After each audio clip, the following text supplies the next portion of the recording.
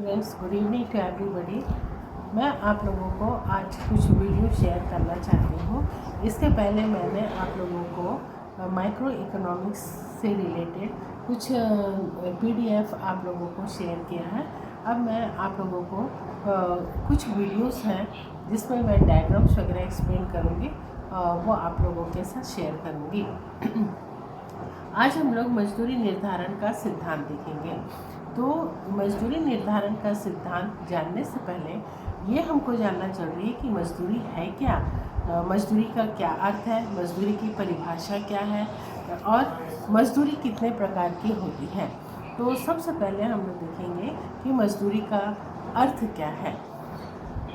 सरल शब्दों में देखें तो श्रमिकों को उनकी सेवाओं के बदले में जो भुगतान, जो पुरस्कार दिया जाता है उसे मजदूरी, उसे अर्थशास्त्र में मजदूरी कहते हैं। यानी राष्ट्रीय आय का वह भाग जो श्रमिकों को उनकी सेवाओं के बदले में दिया जाता है, जो पुरस्कार दिया जाता है, सेवाओं के बदले में जो मूल्य दिया जाता है उसको मजदूरी कहते हैं।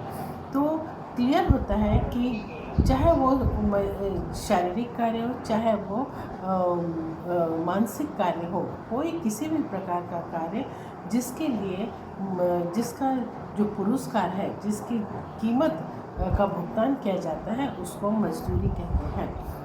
अब हम देखते हैं मजदूरी की परिभाषा।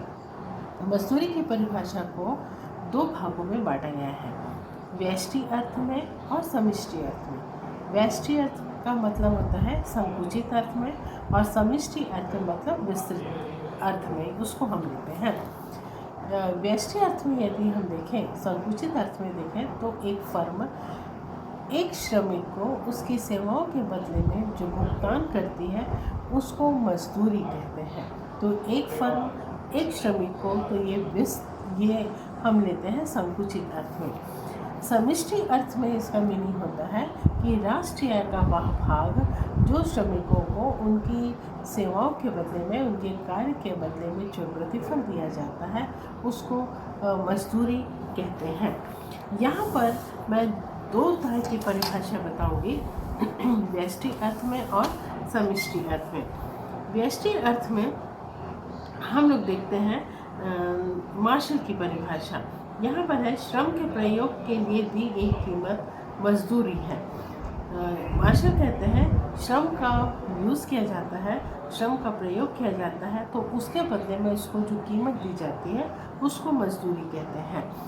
बेनहम कहते हैं बेनहम के अनुसार है मजदूरी मुद्रा के रूप में वह भुगतान है जो किसी समझौते के अनुसार, किसी एग्रीमेंट के अनुसार एक नियोक्ता अपने श्रमिक को उसकी सेवाओं के बदले में देता है।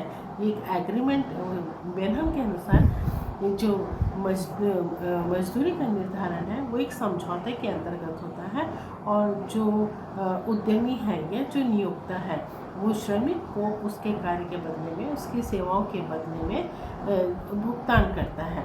तो इसको मजदूरी कहते हैं। तो इस प्रकार ये मैंने दो परिभाषाएं जो है वो व्यष्टि अर्थ में बताई हैं। अब मैं आपको समष्टि अर्थ में परिभाषा बताती हूँ। समष्टि अर्थ के रूप में यानी विस्तृत रूप में देखें तो मजदूरी राष्ट्रीय आय का वह भाग है जो उन लोगों को प्राप्त होता है जो अपने हाथ अथवा बुद्धि से, चाहे स्वतंत्र रूप में हो अथवा अनुबंधित रूप में, एक सेवा योजक के लिए कार्य करते हैं। तो आपने देखा, चाहे वो हाथ से कार्य कर रहे हो, चाहे वो बुद्धि का कार्य कर रहे हो, चाहे वो अनुबंधित रूप में हो, चाहे स्वतंत्र रूप से, कोई भी कार्य जिसके बदले में कीमत दी जाती है, पुरस्कार दिया जाता है, तो उसको मजदूरी कहते हैं। तो इस प्रकार आपने देखा कि मजदूरी, सरल शब्दों में आपने मजदूरी का देखा कि मजदूरी श्रमिकों को उनकी सेवाओं के बदले में जो पुरस्कार दिया जाता है उसको अर्थशास्त्र में मजदूरी कहते हैं। इसकी परिभाषा आपने दो भागों में देखी, व्यष्टि रूप में और समष्टि रूप में। यानी आपने उसको नैरो सेंस में यानी संकुचित रूप में देखा, और आपने उसको विस्तृत रूप में देखा। अब आते हैं हम मजदूरी के प्रकार में। यहाँ देखेंगे कि मजदूरी दो प्रकार की होती है। ये आपको यहाँ पर इसमें हम आपको दिखा रहे हैं मजदूरी के प्रकार। मजदूरी दो प्रकार की होती है, मौद्रिक अथवा नगद मजदूरी। पहला जो प्रकार है वो है मौद्रिक अथवा नगद मजदूरी, और दूसरा है वास्तविक अथवा असल मजदूरी। यानी मौद्रिक मजदूरी भी बोल सकते हैं उसको, नगद मजदूरी भी बोल सकते हैं, और दूसरा जो है उसको वास्तविक मजदूरी बोल सकते हैं या असल मजदूरी। इंग्लिश में मौद्रिक अथवा नगद मजदूरी को बोलते हैं मनी और नॉमिनल वेजेस, और वास्तविक या असल मजदूरी को कहते हैं रियल वेजेस। अब हम देखते हैं ये मौद्रिक अथवा नगद मजदूरी क्या है और ये वास्तविक या असल मजदूरी क्या है, दोनों मजदूरी में क्या अंतर है, इसका क्या अर्थ है, तो इसको हम देखते हैं। अगर हम देखें तो ये जो मौद्रिक मजदूरी है, ये जो नगद मजदूरी है, नगद मजदूरी वो मजदूरी होती है जो श्रमिकों को उनके श्रम के लिए, उनकी मेहनत के लिए, उनके श्रम के लिए एक निश्चित समय में मुद्रा के रूप में दी जाती है। एक श्रमिक जो कार्य करता है, एक श्रमिक जो श्रम देता है, उसके लिए उसे एक निश्चित समय में जो मुद्रा के रूप में पुरस्कार दिया जाता है, मनी के रूप में, मुद्रा के रूप में, द्रव्य के रूप में जो पुरस्कार दिया जाता है, उसको मौद्रिक अथवा नगद मजदूरी कहते हैं। दूसरा आता है, यानी ये जो मजदूरी है पहली, वो मुद्रा के रूप में दी जाती है। दूसरा है वास्तविक या असल मजदूरी। वास्तविक मजदूरी जिसको हम असल मजदूरी और इंग्लिश में इसको रियल वेजेस बोलते हैं, ये वास्तविक मजदूरी नगद मजदूरी की क्रय शक्ति को बताती है। यानी वास्तविक मजदूरी ये बताती है कि जो नगद मजदूरी जो मुद्रा के रूप में प्राप्त है, उसकी क्रय, उससे वो जो वस्तुओं सेवाओं को क्रय करता है उसकी मात्रा को वो बताता है। यानी वास्तविक मजदूरी और भी सरल शब्दों में देखें तो वस्तुओं और सेवाओं की उस मात्रा को बताती है जिसे एक निश्चित समय में श्रमिक दी गई मौद्रिक मजदूरी से प्रचलित कीमतों पर बाजार में खरीद सकता है।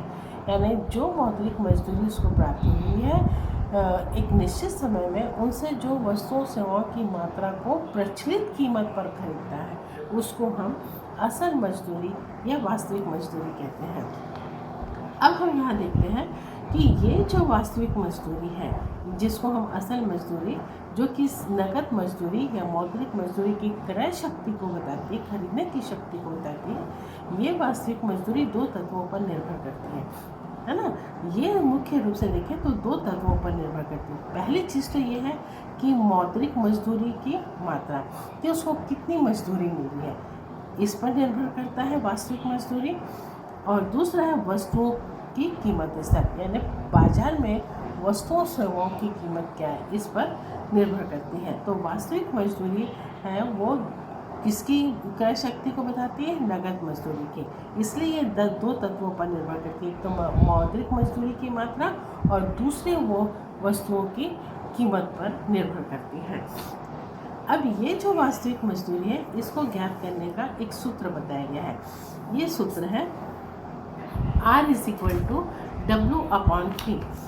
R का मतलब होता है, यहाँ पर आप देखेंगे R का मतलब है वास्तविक मजदूरी, जिसको हम इंग्लिश में रियल वेजेस, R से रियल वेजेस।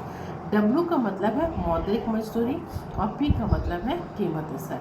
तो मौद्रिक मजदूरी को कीमत स्तर से जब भाग दे देते हैं तो जो भजनफल मिलता है वो रियल वेजेस यानी वास्तविक मजदूरी होती है। अब हम आते हैं, तो इस प्रकार आपने दो प्रकार की मजदूरी देखी, मौद्रिक मजदूरी या नगद मजदूरी, दूसरा है वास्तविक मजदूरी या असल मजदूरी। अब इसके बाद हम लोग आते हैं मजदूरी का आधुनिक सिद्धांत। मजदूरी श्रम का पुरस्कार होता है।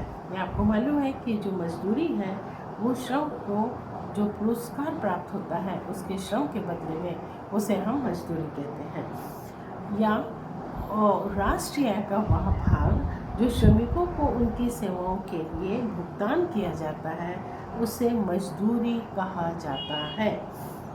अब मजदूरी का जो आधुनिक सिद्धांत है, जब हम उसका अध्ययन करते हैं तो देखते हैं कि ये जो आधुनिक अर्थशास्त्री थे, उनका कहना है कि जिस प्रकार वस्तुओं की कीमत वस्तुओं की मांग और पूर्ति के द्वारा निर्धारित होती है। यानी आपने बाजार पढ़ा है, आपने पढ़ा है कि वस्तुओं की कीमत कैसे निर्धारित होती है। वस्तुओं की कीमत वस्तुओं की मांग और वस्तुओं की पूर्ति के द्वारा निर्धारित होती है। यानी जहाँ पर मांग रेखा और वस्तु की पूर्ति रेखा एक दूसरे को आपस में काटते हैं, वहीं पर वस्तु की वो संतुलन बिंदु होता है और वहीं पर वस्तु की कीमत का निर्धारण होता है।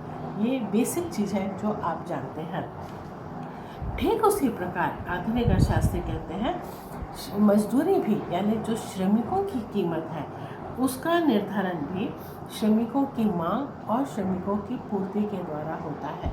यानी जहाँ पर श्रमिकों की मांग रेखा और श्रमिकों की पूर्ति रेखा एक दूसरे को काटते हैं, वहीं पर मजदूरी का निर्धारण होता है। लेकिन फिर यहाँ प्रश्न ये उठता है कि जब दोनों का निर्धारण एक समान होता है, वस्तुओं का कीमत निर्धारण, श्रमिकों का जो मजदूरी यानी उसकी कीमत निर्धारण, यानी साधन का कीमत निर्धारण एक समान है, तो फिर अलग सिद्धांत की क्यों आवश्यकता पड़ी।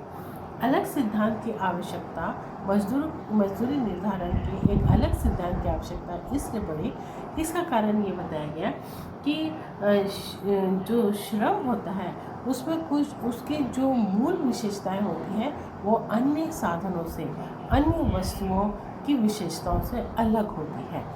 ठीक है, यानी जो श्रम की विशेषता है, श्रम की जो मूल विशेषता है, जो मूलभूत विशेषता है, वो अन्य साधनों की विशेषताओं से, वस्तुओं की विशेषताओं से डिफरेंट होती है, अलग होती है। इसलिए इसको अलग सिद्धांत इसके लिए बनाया गया। जैसे कि आप जानते हैं श्रम जो है वो एक मानवीय साधन, वस्तु तो मानवीय साधन नहीं होता, बल्कि श्रम कैसा है, एक मानवीय साधन है। श्रम को श्रमिकों से हम अलग नहीं कर सकते हैं, है ना। श्रमिक ही हैं जो मेहनत करते हैं, जो श्रम करते हैं, तो श्रम को श्रमिकों से अलग नहीं किया जा सकता है। वैसे ही आपको मालूम है श्रम एक नाशवान साधन है ना, और श्रम को संचित करके रखा नहीं जा सकता है। तो इस प्रकार ये कुछ विशेषताएं हैं जो श्रम की कुछ विशेषताएं हैं जो उसको अन्य साधनों से या वस्तुओं से अलग करती हैं। इसलिए इसके लिए एक अलग सिद्धांत की आवश्यकता पड़ी है। अब हम देखते हैं कि एक उद्योग में मजदूरी उस बिंदु पर निर्धारित होती है। अगर हम मजदूरी निर्धारण की बात करते हैं तो वहाँ हम देखते हैं कि एक उद्योग है, और उद्योग किसको बोलते हैं, कुछ फर्में मिल करके उद्योग का निर्माण करती हैं। तो एक उद्योग में मजदूरी कहाँ निर्धारित होती है, उस बिंदु पर निर्धारित होती है जहाँ पर श्रमिकों की कुल मांग रेखा और कुल पूर्ति रेखा एक दूसरे को काटती है। जहाँ ये दोनों रेखाएं एक दूसरे को काटती है वो उद्योग का संतुलन बिंदु होता है, उसी बिंदु पर मजदूरी का निर्धारण होता है। अब हम ये क्लियर हो गया कि मजदूरी का निर्धारण श्रमिकों की मांग और श्रमिकों की पूर्ति के द्वारा होता है। तो हम अब अलग अलग करके दोनों को देखेंगे कि श्रम की मांग क्या है और श्रम की पूर्ति क्या है, और कैसे इनका जो डायग्राम है, इनकी रेखाएं कैसी होती हैं और कैसे फिर वो एक दूसरे को काटते हैं। तो सबसे पहले हम देखते हैं श्रमिकों की मांग। आपको यहाँ देख रहे होंगे श्रमिकों की मांग, डिमांड ऑफ लेबर, है ना। यहाँ हम देखेंगे कि श्रमिकों की मांग जो होती है वो श्रमिकों की मांग व्युत्पन्न मांग होती है। व्युत्पन्न मांग यानी डिराइव्ड डिमांड होती है, यानी श्रमिकों की मांग जो है वो वस्तुओं की मांग पर निर्भर करती है। यानी जिस वस्तु की मांग बढ़ती है तो उस वस्तु को बनाने वाले जो श्रमिक हैं उनकी मांग भी बढ़ती है। सरल शब्दों में हम ये कह सकते हैं कि श्रमिकों की मांग प्रत्यक्ष नहीं होती है, अप्रत्यक्ष होती है। जैसे वस्तुओं की मांग डायरेक्टली होती है, प्रत्यक्ष होती है, लेकिन श्रमिकों की मांग डायरेक्टली नहीं होती, इनडायरेक्टली, यानी वो वस्तुओं की मांग पर निर्भर। वस्तुओं की मांग बढ़ती है तो उस वस्तु को बनाने वाले श्रमिकों की मांग भी बढ़ जाती है। तो इसीलिए जो श्रमिकों की मांग है वो व्युत्पन्न मांग होती है। श्रमिकों की मांग को निर्धारित करने वाले कुछ तत्व हैं, जिसमें आपको मैं यहाँ दिखाती हूँ। कुछ तत्व हैं जो श्रमिकों की मांग को श्रमिकों की मांग को निर्धारित करती हैं, जिसमें है सबसे पहले श्रम की उत्पादकता। ये आपको दिख रहा होगा, ये है श्रम की उत्पादकता। श्रम की मांग जो होती है वो उसकी सीमांत उत्पादकता पर निर्भर होती है। यानी आपको मालूम है सीमांत उत्पादकता है ना, अंतिम इकाई से जो मिलने वाली उत्पादकता है उस पर उसको हम सीमांत उत्पादक। तो श्रम की मांग किस पर निर्भर करती है? श्रम की सीमांत उत्पादकता पर निर्भर करती है। सरल शब्दों में देखें तो श्रम की मांग श्रमिकों की सीमांत उत्पादकता से प्राप्त होने वाली आय पर निर्भर करती है। यानी उसकी उत्पादकता के आधार पर उसको जो आय मिलती है, जो इनकम जो हम इंग्लिश में बोलते हैं प्राप्त होता है, उस पर वो निर्भर करती है। यहाँ आप देखेंगे कि जिसको हम सीमांत आगम उत्पादकता बोलते हैं, श्रमिकों की सीमांत आगम उत्पादन यानी उसकी उत्पादकता से जो आय मिलती है ना, तो ये सीमांत आगम उत्पादकता, इसको फाइंड आउट करने के लिए ज्ञात करने के लिए एक सूत्र बताया गया कि सीमांत आगम उत्पादकता बराबर श्रम की सीमांत उत्पादकता गुणित वस्तुओं की कीमत। ये देखो MRPL, यानी इसका मतलब है श्रम की सीमांत आगम उत्पादकता बराबर MPL यानी M means marginal productivity of labour. तो श्रम की सीमांत उत्पादकता उसका गुणा किससे करना? वस्तु की कीमत से। तो सीमांत आगम उत्पादकता श्रमिकों की ज्ञात करने का ये सूत्र है। ठीक है, अब हम देखते हैं कि ये जो सीमांत आगम उत्पादकता वक्र होती है, ये इसकी ढाल ऋणात्मक होती है। यानी ये जो होता है ये बाएं से दाएं नीचे गिरते हुए होता है। इसका कारण ये है कि क्रमागत उत्पत्ति ह्रास नियम, लॉ ऑफ डिमिनिशिंग रिटर्न्स के कारण हम देखते हैं श्रम की सीमांत आगम उत्पादकता वक्र जो होती है वो ऊपर से नीचे गिरते हुए इसकी ढाल जो है वो ऋणात्मक होती है। ठीक है, यहाँ आप देखेंगे कि कोई जो उत्पादक होता है या जो फर्म होती है या जो उद्यमी होता है ना, उसका मुख्य उद्देश्य होता है अपने लाभ को अधिकतम करना। अपने लाभ को अधिकतम करने के लिए वो क्या करते हैं? श्रमिकों की मांग उस सीमा तक करते हैं जहाँ पर, जिस सीमा पर आप देखेंगे उस सीमा तक करते हैं जहाँ पर श्रमिक की सीमांत उत्पादकता और उसको दी जाने वाली मजदूरी एक दूसरे के बराबर हो जाती है। यानी जितनी कीमत वो दे रहा है उतने के बराबर जब उनकी उत्पादकता हो जाती है तो उतना तक वहीं तक वो श्रम की मांग को करते हैं। तो एक प्रकार से हम देखें तो श्रम की सीमांत आगम उत्पादकता रेखा जो है, वक्र जो है, वो उस श्रम की मांग रेखा को भी बताती है। तो अगर हम देखें तो श्रम की मांग यानी मजदूरी और श्रम की मांग के बीच में कैसा संबंध बता रहा है? ये विपरीत संबंध को बताता है, अपोजिट संबंध को बताता है। जैसे हम यहाँ पर देखें, ये जो रेखा चित्र है ये श्रम की सीमांत, यहाँ OY ये है OY अक्ष में हम सीमांत उत्पादकता एवं मजदूरी को देख रहे हैं। ठीक है, और यहाँ पर OX अक्ष में श्रमिकों की मात्रा है। ठीक है, अब यहाँ पर हम देख रहे हैं कि ये जो वक्र है ये ऊपर से फिर ऐसे नीचे गिरते हुए आया, MRPL वक्र है। ठीक है, यहाँ आप ये वक्र क्या बता रहा है? यहाँ देखेंगे जब मजदूरी OW1 है, ध्यान से देखिएगा, जब मजदूरी OW1 है तो श्रम की मांग कितनी है? ON1 है। यानी कितनी मात्रा यूज़ हो रही श्रमिकों की? ON1 मात्रा, यानी अधिक है तो श्रम की मांग कम है। मजदूरी जब W1 से W2 पर आ जाती है, यानी OW2 हो जाती है, OW1 से OW2 हो जाती है, घट जाती है, कम हो जाती है, तो श्रम की मांग देखिए बढ़ गई, ON से बढ़कर ON2 हो गई। यानी N1 N2 के मजदूरी में W1 W2 के बराबर कमी हुई, श्रम की मांग N1 N2 के बराबर बढ़ गई। वैसे ही आप देखेंगे कि मजदूरी और घट गई, OW2 W3 हो गई, यानी W2 से W3 हो गई, तो श्रम की मांग जो है, मात्रा जो है, वो ON2 से बढ़कर ON3। तो जैसे जैसे मजदूरी घटती है श्रमिकों की मांग यानी उसकी मात्रा जो है वो बढ़ती जाती है। अब हम यहाँ पर देखते हैं कि इसके बाद हम देखते हैं जो तो आपने देखा कि श्रम की मांग जो है वो उसकी सीमांत उत्पादकता पर निर्भर करती है। दूसरी चीज़ है तकनीकी में उत्पादन की जो तकनीक होती है उसको हम बोलते हैं कि श्रम की मांग किस पर निर्भर करती है, उत्पादन तकनीक पर निर्भर करती है। श्रमिकों की मांग उत्पादन तकनीक पर निर्भर करती है। आपको मालूम है कि उत्पादन के दो तकनीक होते हैं, एक होता है श्रम गहन तकनीक और दूसरा होता है पूंजी गहन तकनीक, है ना। श्रम गहन तकनीक को जब अपनाया जाता है तो वहाँ पर श्रमिकों की मांग क्या होगी, बढ़ जाती, क्योंकि हम अधिक से अधिक श्रम का प्रयोग कर रहे हैं, पूंजी का कम प्रयोग। तो जब श्रम गहन तकनीक को अपनाते हैं तो श्रमिकों की मांग बढ़ जाती है, और जब पूंजी गहन तकनीक को अपनाते हैं तो श्रमिकों की मांग कम हो जाती है। तो श्रमिकों की जो मांग है वो किस पर निर्भर कर रही है, उत्पादन तकनीक पर निर्भर करती है। नेक्स्ट है पूंजी की कीमत, ये आपको दिख रहा होगा, दूसरा था तकनीक और तीसरा है पूंजी की कीमत। श्रम और पूंजी में कुछ सीमा तक प्रतिस्थापन पाया जाता है। आपको मालूम है श्रम और पूंजी उत्पादन के प्रमुख साधन है ना। श्रम और पूंजी को एक दूसरे के स्थान पर प्रयोग मतलब उनका हम सब्स्टिट्यूट प्रतिस्थापन कर सकते हैं। जब श्रमिकों की मांग जो है वो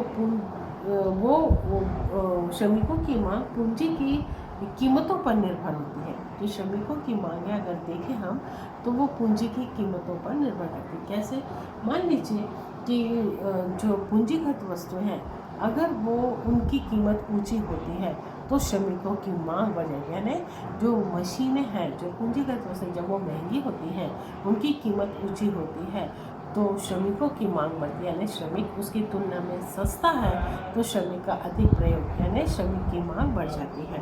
तो इस प्रकार आप देखते हैं कि ये कुछ पॉइंट्स हैं, ये फैक्टर्स हैं, तत्व है जिसके ऊपर श्रम की मांग जो है वो निर्भर करती है। अब मैं आपको कुछ डायग्राम दिखाऊंगी। ये है उद्योग के लिए श्रम का जो मांग वक्र है उद्योग के लिए डायग्राम में। ये फर्म है, मान लीजिए ये दो फर्में मिल करके, ऐसा है कि कई फर्में मिल करके उद्योग का निर्माण करती हैं, लेकिन हम यहाँ पर उदाहरण के लिए दो फर्में ले रहे हैं, एक ए फर्म है और दूसरा है बी फर्म। ये MRL, ये MRL, ये वक्र है जो ऊपर से नीचे गिर रहा है, ए फर्म का भी बी फर्म का भी ऊपर से नीचे। OW1 मजदूरी है तो ON1 श्रम की मांग है ए फर्म का, OW2 मजदूरी है तो एस बिंदु से देखें आप श्रम की मांग बढ़ करके ON2 हो गया।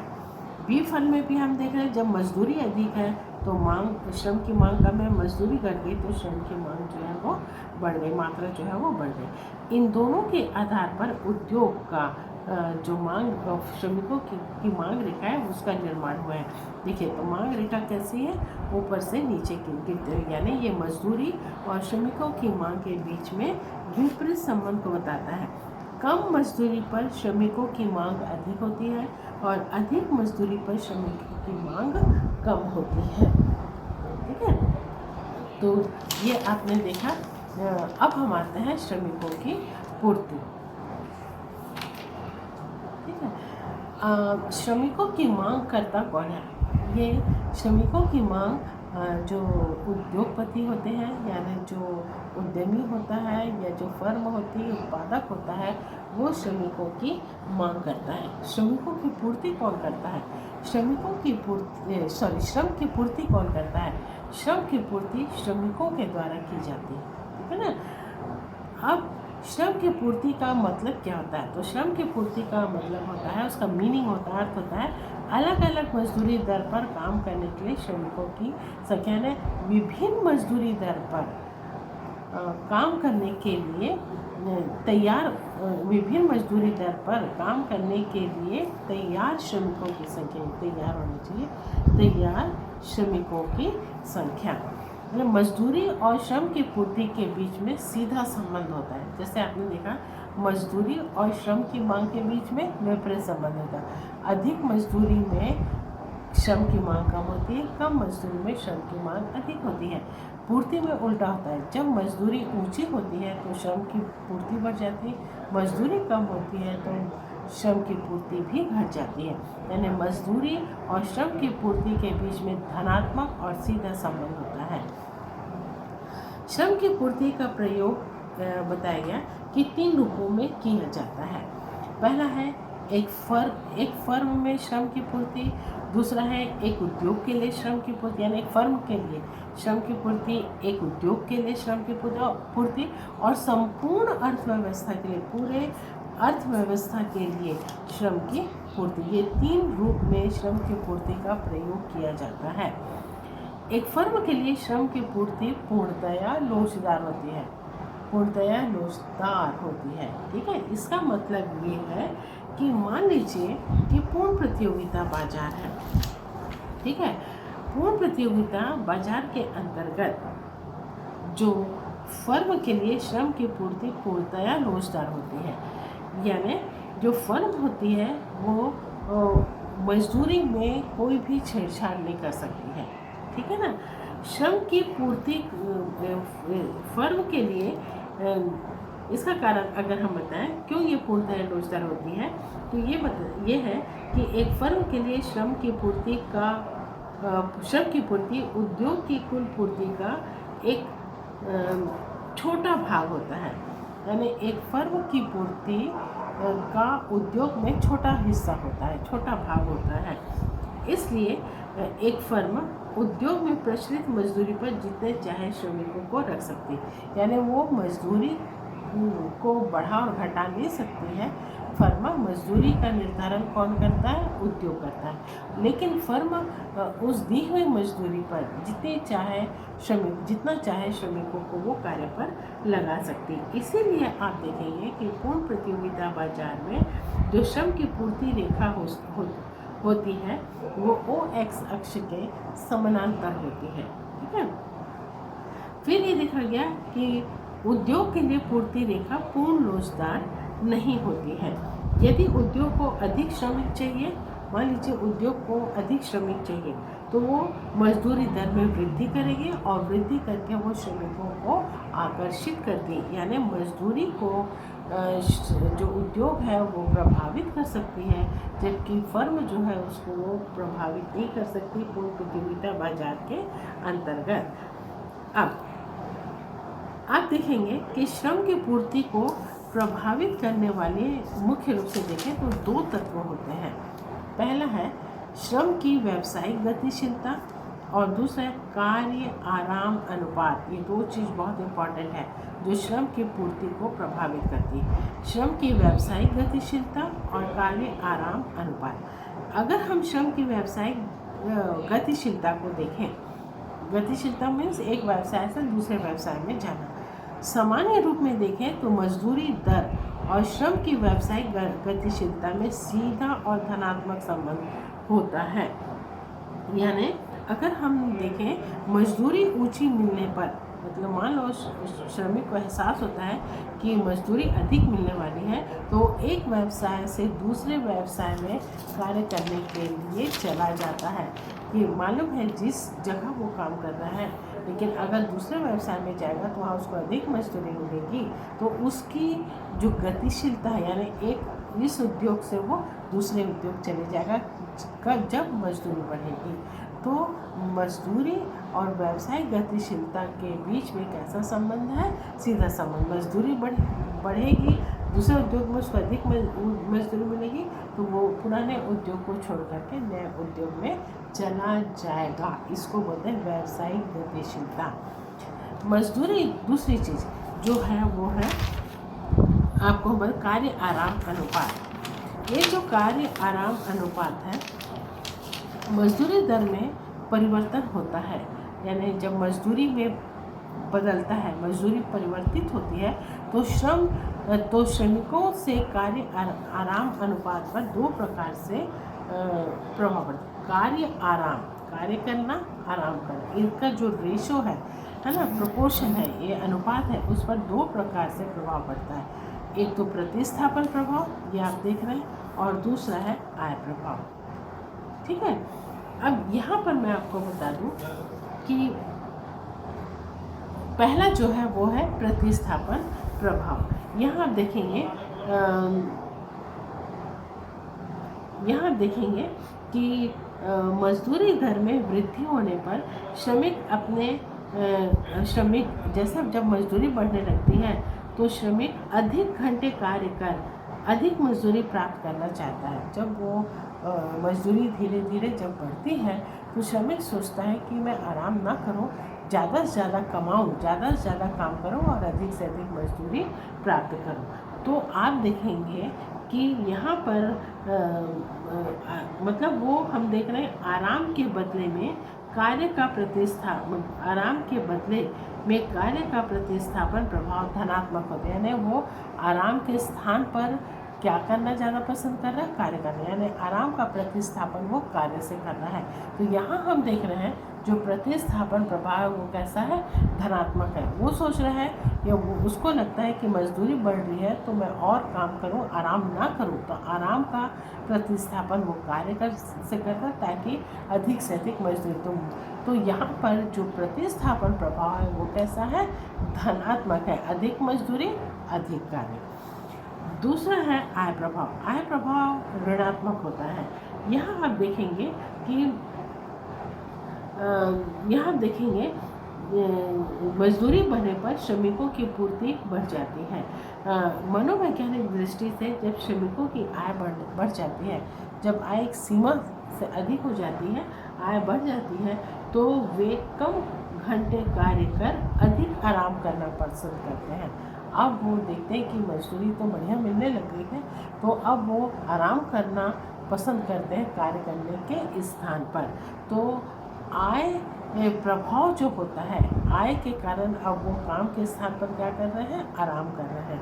तो आय प्रभाव ऋणात्मक होता है, यानी मजदूरी बढ़ रही है लेकिन वो काम नहीं कर रहे हैं, आराम कर रहे हैं। तो जो आय प्रभाव है वो है तो यहाँ पर ऋणात्मक हो जाती है। प्रतिस्थापन प्रभाव धनात्मक होता है कि जब मजदूरी बढ़ती है तो वो आराम के स्थान पर कार्य कर रहे हैं, यानी आराम का प्रतिस्थापन वो कार्य से कर रहे हैं। तो ये धनात्मक प्रभाव को बताता है। दूसरी तरफ हम देख रहे हैं आय तो बढ़ रही है लेकिन वो आराम करे, कार्य नहीं करना पसंद कर रहा है। तो ये आय प्रभाव जो है वो ऋणात्मक होती है। तो कुल मिलाकर आप देखते हैं प्रतिस्थापन प्रभाव धनात्मक और आय प्रभाव ऋणात्मक होता है। इस कारण जो पूर्ति रेखा होती है, श्रम की जो पूर्ति रेखा होती है वो एक सीमा के बाद जा कर के वो पीछे की ओर मुड़ जाती है। यहाँ आप देखेंगे कि यहाँ पर आप देखेंगे श्रमिकों की जो पूर्ति रेखा है वो बाईं और पीछे की ओर मुड़ने लगती है। अर्थात इसका मतलब ये है कि अधिक मजदूरी दर पर श्रम की पूर्ति क्या है, घटने। मजदूरी तो बढ़ रही है लेकिन वो कार्य पर नहीं आ रहा है और श्रम की पूर्ति जो है वो घट रही है। तो एक सीमा के बाद जो पूर्ति रेखा है वो इस तरह मुड़ जाती है, बाईं और पीछे की ओर मुड़ जाती है। अब यहाँ पर मैं इसको आप लोग को समझा देती हूँ। ये जो पूर्ति रेखा है इसको मैं आपको समझा देती हूँ। यहाँ पर आप देखेंगे ये जो ओ एक्स अक्ष में श्रम की पूर्ति है, ओ वाई अक्ष में हम मजदूरी को दिखा रहे हैं, ठीक है। एस एल यानी ये SSL, ये SSL जो है वो श्रम की का पूर्ति वक्र है, ठीक है। जो बी बिंदु, ये स्मॉल, ये जो बी बिंदु इसके बाद ये इस तरह से मुड़ गई है ना, बाईं ओर थोड़ा झुक गई है। बी बिंदु के पहले अगर हम देखें, बी बिंदु से पहले, ये यहाँ तक बी बिंदु है, बी बिंदु के बाद है। बी बिंदु से पहले अगर हम देखते हैं तो पहले मजदूरी दर, यहाँ हम देखें ना, जब मजदूरी दर OW1 है तो श्रम की पूर्ति कितनी है, ON1 है। OW है तो श्रम की पूर्ति ON1 है, ठीक है। अब हम देखते हैं मजदूरी बढ़ा दिए, मजदूरी बढ़कर OW2 हो गई, तो W2 पर आप देख रहे हैं ये S बिंदु, S बिंदु से देखें तो पूर्ति भी क्या हो गई है, ON से बढ़ कर के ON2 हो गई, ठीक है। मजदूरी बढ़ी, श्रम की पूर्ति भी बढ़ गई, धनात्मक संबंध। बी बिंदु पर आते हैं तो श्रम की जो मजदूरी है वो और बढ़ गई, W3 हो गए, OW3। और W3 पर यदि हम देखें बी बिंदु पर नीचे देखें तो मात्रा यानी उसकी पूर्ति भी बढ़ गई। ON था, N1 था, ON2 हो गया, अब ON3 हो गया। ठीक है, जैसे जैसे मजदूरी बढ़ी श्रम की पूर्ति भी बढ़ गई। ये धनात्मक संबंध को बता रहा है। ठीक है, यानी आराम नहीं कर रहा है, वो अधिक कार्य कर रहा है। अब बी बिंदु के बाद हम देखते हैं कि मजदूरी तो और बढ़ गई, देखें W3 से W4 हो गया, लेकिन इस R बिंदु से आप देखेंगे ये N3 से ये R पर आ गए हैं। श्रम की पूर्ति जो है वो पीछे हो गई है। N3 से आगे जाना चाहिए था, लेकिन ये N3 से पीछे की ओर ये R पर आ गई है। यानी श्रम की जो पूर्ति, मजदूरी तो बढ़ रही है लेकिन अब वो आराम कर रहा है, कार्य नहीं कर रहा है, तो इस कारण वो श्रम की पूर्ति जो है वो बढ़ गई है। तो ये यहाँ से ये ऋणात्मक जो संबंध है, आय बढ़ रही, आय प्रभाव क्या है, आय तो बढ़ रही है लेकिन काम पर वो नहीं जा रहा, वो आराम कर रहा है, तो श्रम की पूर्ति क्या हो गई है, घट गई है। तो इस प्रकार आप देखते हैं जो श्रम की पूर्ति वक्र होती है वो इस तरह में, पहले वो धनात्मक संबंध को बढ़ाता है, आय बढ़ती है तो श्रम की पूर्ति यानी श्रम अधिक से अधिक कार्य करता है, लेकिन एक सीमा के बाद हम देखते हैं कि मजदूरी बढ़ती है तो श्रम की पूर्ति घट जाती है, क्योंकि वो कार्य के स्थान पर आराम पसंद करता है। तो ये था पूर्ति वक्र। अब हम देखेंगे मजदूरी का निर्धारण। मजदूरी का निर्धारण आपको मालूम है कि एक उद्योग में मजदूरी का निर्धारण उस बिंदु पर होता है जहां पर श्रम की मांग रेखा और श्रम की पूर्ति रेखा एक दूसरे को आपस में काटती है। ठीक है, तो मैंने यहाँ पर आप लोगों को ये डायग्राम बनाया है। ये DDL है, चलो DDL, ये जो DDL है दिख रहा होगा आपको, ये DDL वक्र जो है वो श्रम की मांग वक्र है। मांग वक्र आपने देखा था कैसी होती है, ऊपर से नीचे गिरते हुए होती है, इसकी ढाल ऋणात्मक होती है क्योंकि मजदूरी और श्रम की मांग के बीच में विपरीत संबंध होता है। यहाँ श्रम की इकाइयाँ यानी श्रम की मांग और पूर्ति दोनों को दर्शा रहे हैं, और OY, ये जो OY अक्ष है यहाँ पर हम श्रम की मजदूरी को दिखा रहे हैं। तो मांग वक्र ऋणात्मक ढाल है, मतलब मजदूरी और श्रम की मांग के बीच में विपरीत संबंध।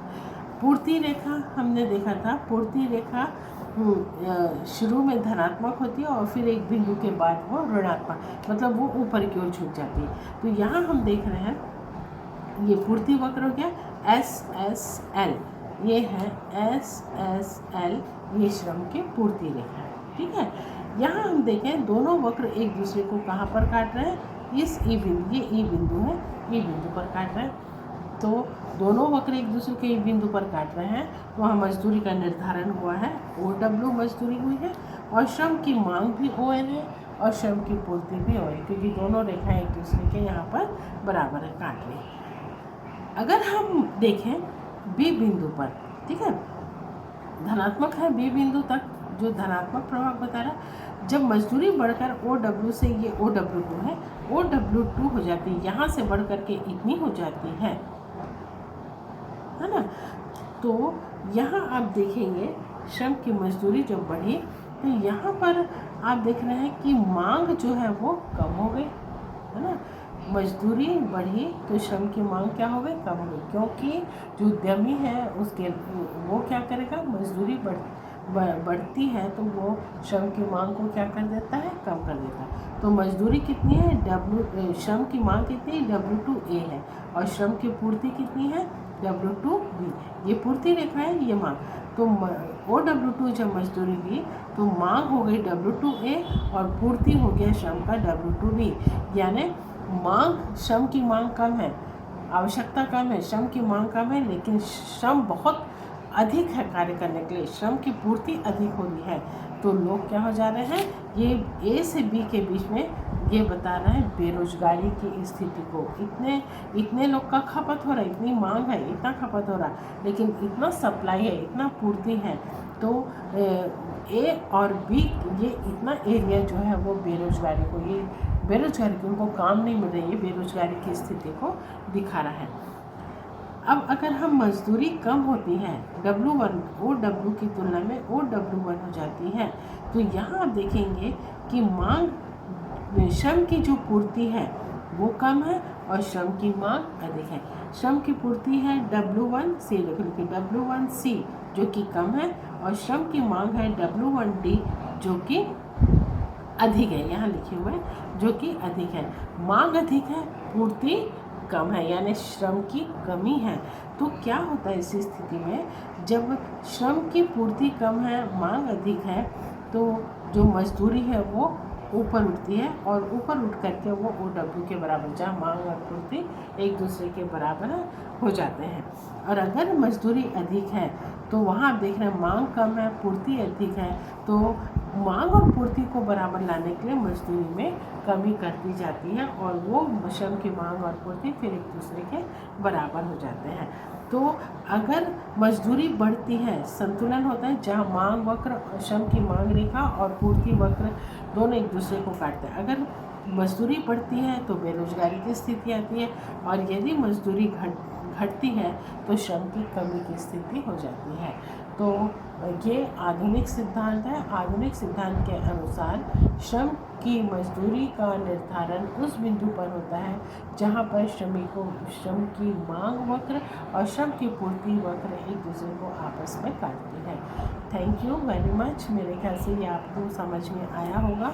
कैसा लगा आप लोग मुझे बताएंगे फ़ोन करके। Okay, thank you.